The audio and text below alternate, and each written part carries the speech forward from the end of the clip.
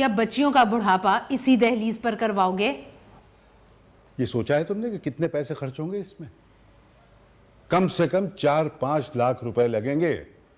मुझे फौरी तौर पर 5 लाख रुपए की ज़रूरत है। 5 लाख? क्या करोगे इतने पैसों का तुम? मुझे आपकी ऑफ़र कबूल है। मैं ड्रामा करने के लिए तैयार हूँ, मोहब्बत का ड्रामा। चिपड़ गया था और कहता था मेरी शादी को दिन ले जाऊंगा। हाँ, ऐसा हुआ था कि ये है तुम्हारा सरप्राइज। कैसा लगा?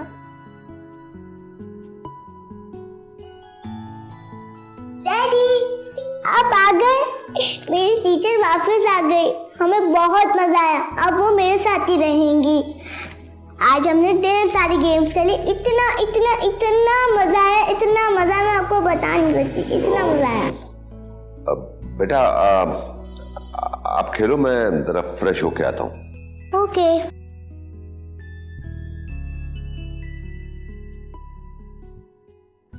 चले, मुझे कहानी सुनाए। हाँ, क्यों नहीं? वो क्या, कहाँ पहुंचे थे हम? शहजादे पे। हाँ, फिर वो शहजादा अपनी शहजादी को लेके कहीं बहुत दूर चला जाता है, पूरी दुनिया से दूर। फिर क्या हुआ था? भूल गई, दूसरी सुनाती हूँ। ठीक है।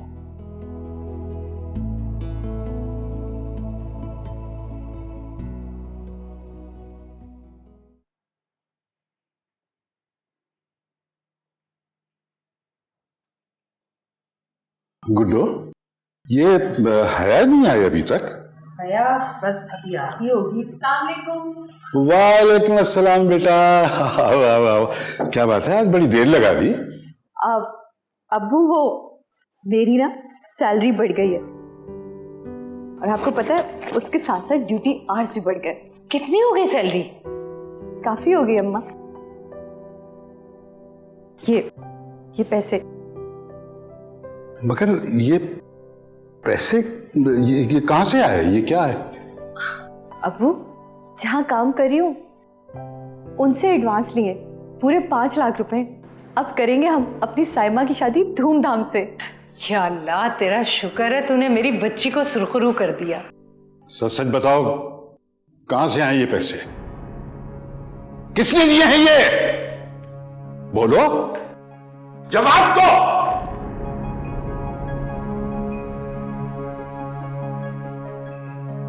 बताओ ना हया, कहाँ से आए ये पैसे? बताया तो है अम्मी, रियासत बेग साहब क्या काम करती हैं। उनसे कहा कि मेरी बहन की शादी है, तो उन्होंने एडवांस देने से मना नहीं किया और ये पैसे दिए। झूठ मत बोलो। तुम्हारे बाप ने दुनिया देखी है। 15-16 हजार की तनख्वाह वाली मुलाजमत में इतनी रकम कोई नहीं देता। दुनिया देखी आपने, और अपनी बेटी पर एतमाद नहीं। एतमाद है। अगर एतमाद ना होता तो तुम्हें इस घर से बाहर कदम ना निकालने देता। अगर भरोसा ना होता तो तुम्हारे इस तरह आने जाने पर जो उंगलियां उठती हैं उन्हें झुका ना देता। लेकिन बेटा, ये बहुत बड़ी रकम है। अब्बू, अब मेरी सैलरी 15-16 हजार नहीं, 25 हजार हो गई, और उसके लिए मुझे पूरे दिन काम पर रहना। 25,000? हाँ, अब मुझे रियासत साहब की बेटी को सिर्फ पढ़ाना ही नहीं होगा, बल्कि पूरा दिन उसकी देखभाल भी करनी होगी। ये बहुत मेहनत की कमाई है, और ये कर्जा लिया है मैंने उनसे, जो मेरी सैलरी में से कटेगा।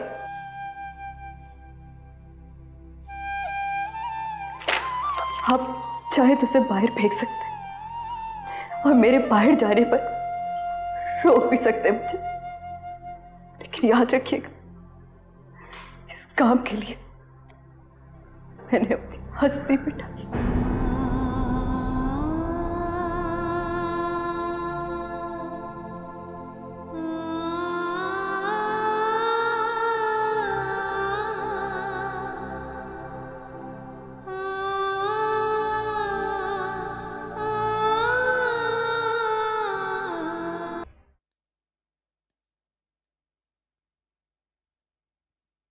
दादा मैं एक बात सोच रहा था, ये पैसे वाले लोग इतने कमीने क्यों होते हैं?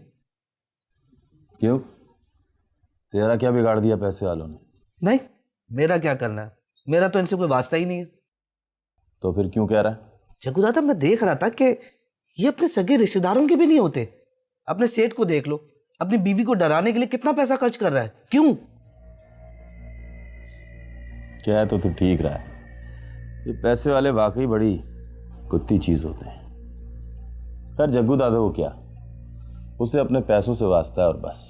नहीं लेकिन सेठ ऐसा कर क्यों रहा है? अब वो ऐसा क्यों कर रहा है नहीं कर रहा है, हमें क्या, लानत भेज उस पे यार। तू मुझे ये बता कि तेरी भाभी के घर की कोई रिपोर्ट है?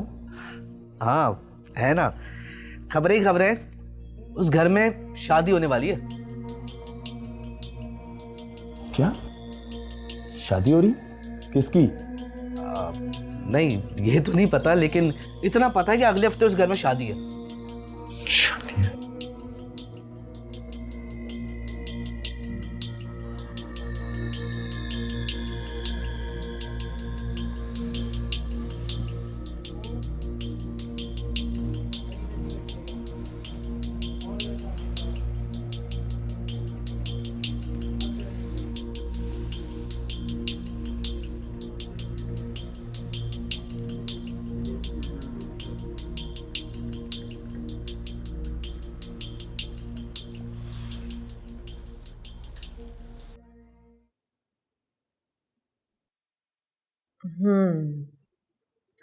इसका मतलब है कि कहीं कोई गड़बड़ है। मैं तुमसे कल दिन में बात करती। अरे भाई, मैं तो तुम्हें कमरे में देख रहा था, तुम यहाँ खड़ी, सोना नहीं है क्या? इतनी जल्दी? अभी तो सिर्फ 11 बजे। अच्छा, तुमने जब हया को खुद निकाला है तो फिर उसे दोबारा क्यों बुला लिया? मुस्कान उसके बगैर बहुत डिस्टर्ब हो रही थी और मैं भी उसको इतना टाइम नहीं दे पा रही थी। इनफैक्ट तुमने उसकी इंसल्ट की थी। मैंने उसकी कोई इंसल्ट नहीं की, गलतफहमी पर उसे निकाला था और फिर वो गलतफहमी दूर हो गई, बस। ये गलतफहमी भी कितनी अजीब चीज होती है। हो जाए तो रिश्तों को दूर कर देती है, और अगर खुद दूर हो जाए तो इंसानों को करीब ले आती है। हम भी तो अचानक से इतने करीब आ गए हैं, कितनी दूरियां थी हमारे दरमियान। हालांकि हमारे दरमियान कोई गलतफहमी नहीं थी, सब कुछ सच था। लेकिन पता नहीं क्यों तुम्हारी बड़ी बड़ी गलतियां भी मैं भूल जाती हूँ। जो गुजर गया उसे भूल जाओ डार्लिंग। जिसे तुम सच समझती थी, मेरे नजदीक वो गलतफहमी थी। हाँ, लेकिन तुम नहीं मानती थी। उस प्लॉट का क्या हुआ जिसको खाली कराने के लिए तुमने जग्गू दादा को बहुत बड़ी रकम दी थी? हाँ वो बहुत जल्द हो जाएगा, और एक बहुत बड़ा प्रोजेक्ट है वो। मेरा ख्याल है कि हमें चल के सोना चाहिए। हाँ तुम जाकर सो जाओ, मैं कुछ देर अभी यहीं ठहरूंगी। ठीक है। कल 2-3 बड़ी इंपॉर्टेंट मीटिंग है, मुझे ऑफिस जरा जल्दी जाना है। तुम फिर आ जाना कमरे में।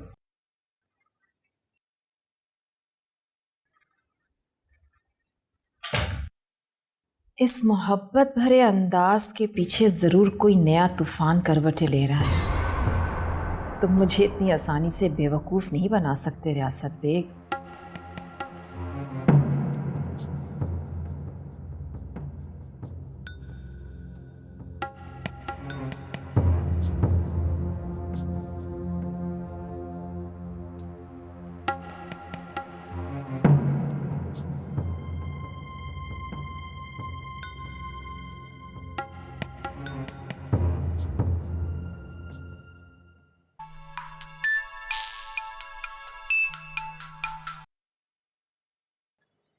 हेलो हेलो, रियासत बेग बोल रहा हूँ। सोई तो नहीं थी? नहीं, खैरियत है सब। तुमने मुझे बताया नहीं कि फौजिया ने तुमसे राब्ता किया और तुम्हें वापस बुला लिया? वो मैंने मुनासिब नहीं समझा था।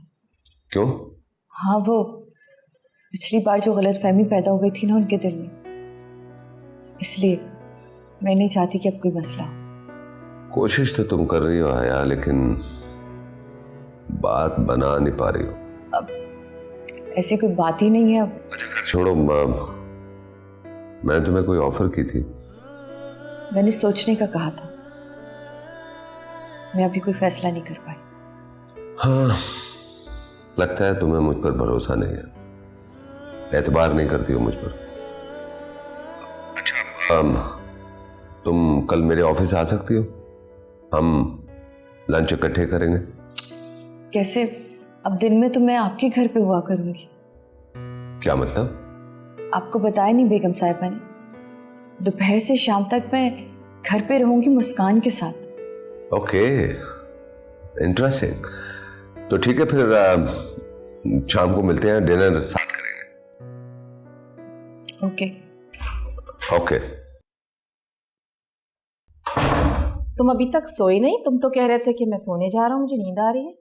हाँ, वो एक जरूरी फोन आ गया था। मेरा नाइट सूट रखती है तुम? हाँ, रखा है। अच्छा।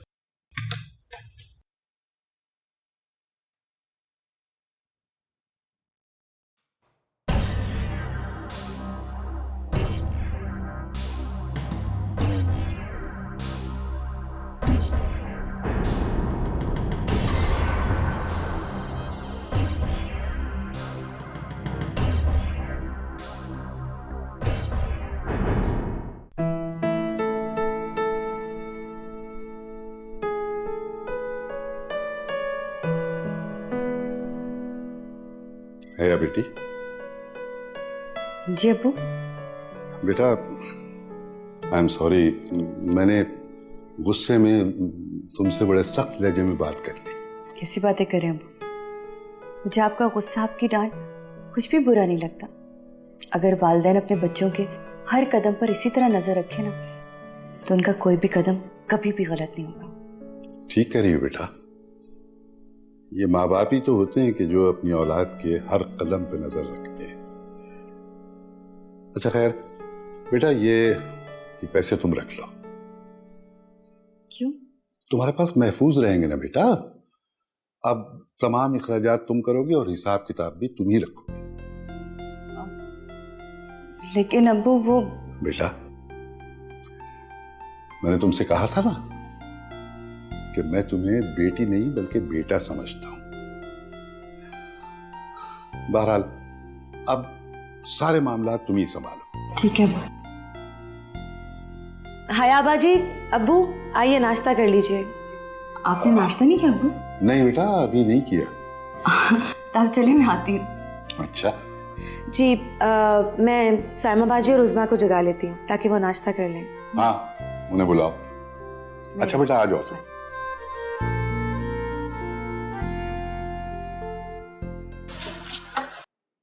उज़मा, अब नाश्ता लग गया है बाहर, आ जाओ। हाँ, तुम जाओ, मैं आती हूँ अभी। कुछ खो गया है क्या? हाँ, वो हमने ना वो पोनी लेकर आई थी मेरे लिए, वो नहीं मिल रही। तो इसमें क्या है, मुझसे ले लो, मेरे पास है पड़ी हुई। हाँ, पर ये तो ढूंढो ना। नाश्ता नहीं करना क्या? और साइमा बाजी अभी तक सो रही हैं। हाँ, वो सो रही है, रात में बहुत देर से सोई थी। अभी उठाऊंगी तो मूड खराब हो जाएगा। ठीक है, तुम जल्दी से आ जाओ। हाँ,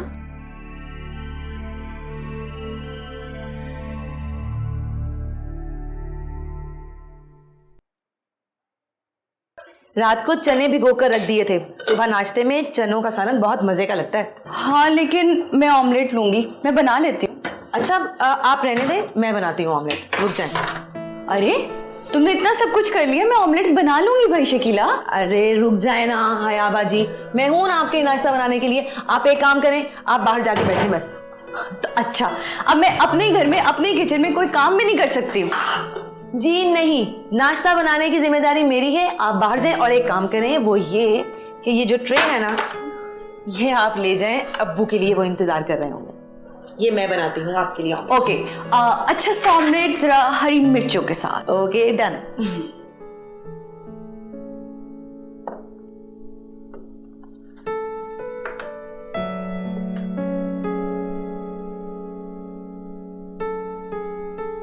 ये लीजिए अब्बा।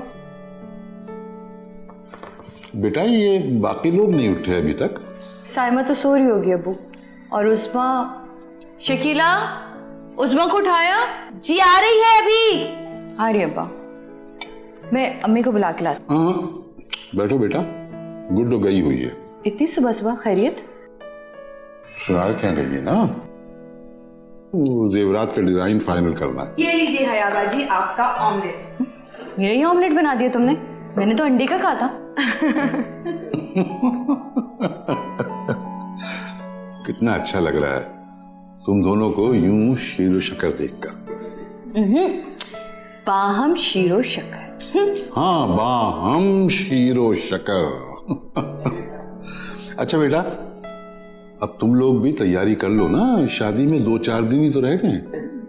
अब्बा मैं और बच्चों तो आज ही जाके शॉपिंग कर लेंगे और फिर 2-3 दिन में हमारे सूट भी सिल जाएंगे। ठीक है बेटा, जितने पैसों की जरूरत हो ना हया बेटी से ले लेना। बिल्कुल। मगर एक काम करते हैं, साथ ही चलते हैं ना शॉपिंग के लिए। हयाबा जी पैसे तो नहीं चाहिए, लेकिन शॉपिंग पे कब चलेंगे? आज ही चलते हैं, क्योंकि मुझे तो काम पर दोपहर में जाना होता है ना। आज नहीं हयाबा जी, कल चलते हैं। जैसे तुम्हारी मर्जी। ठीक है, मैं उज़मा को बुला के लाती हूँ। भाई ये राहिला और उज़मा कहाँ हैं? अब्बा बच्चों तो इंटरव्यू के लिए गई हैं, मैं उज़मा को बुला लाती हूँ। कैसे इंटरव्यू? हयाबा जी वो जॉब के लिए, मैं उज़मा को बुला के लाती हूँ।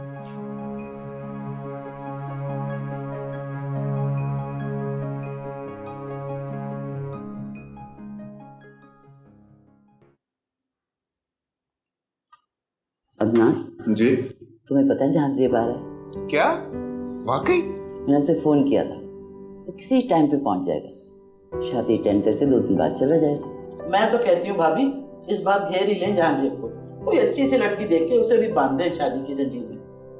वो कहाँ मानता है, जब से उस लड़की ने उसको धोखा दिया है उसको तो नफरत हो गई शादी के नाम से भी। कई साल हो गए भाभी, अब तो आप उसे बात तो करके देखें।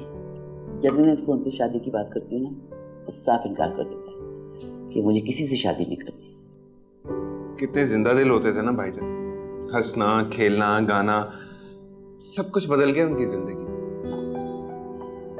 लेकिन इस दफा वो आ जाए, मैं भी ऐसा ड्रामा करूंगी कि वो वापस नहीं जाएगा। अम्मी भाई का यहाँ दिल नहीं लगता, याद नहीं आपको कैसी हालत बना ली थी उन्होंने? आई सजेस्ट उनको वहीं रहने दे बाहर। हरगिज़ नहीं, इस दफा वो आ जाए ना तो चलना कोई लड़की ढूंढो उसके लिए, मैं उसकी भी फौरन शादी करवा दूंगी। बस आ तो जाए।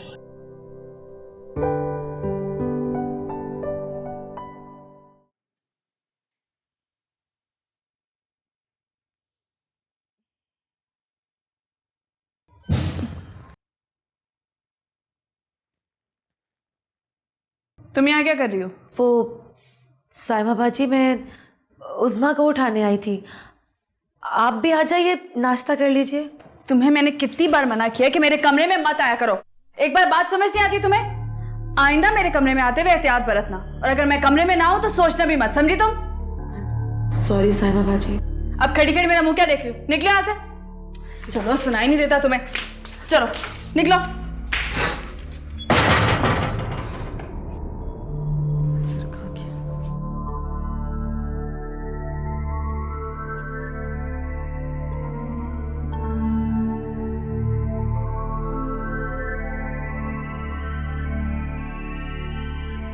इसका मतलब है जब मैं सो रही थी तो ये मेरी अलमारी की तलाशी ले रही थी।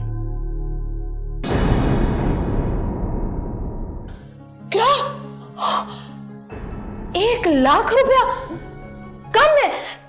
कैसे रफाकत? कहाँ गया? कहाँ रखा था तुमने? मकाना बातें मत करो तुम, मैं तुम्हें पे कर रही हूँ इस काम के। लेकिन मैं बाहर क्यों मिलूं उनसे? क्या हो गया है तुम्हें? जो मैं कहती हूँ वो करो तुम, समझी?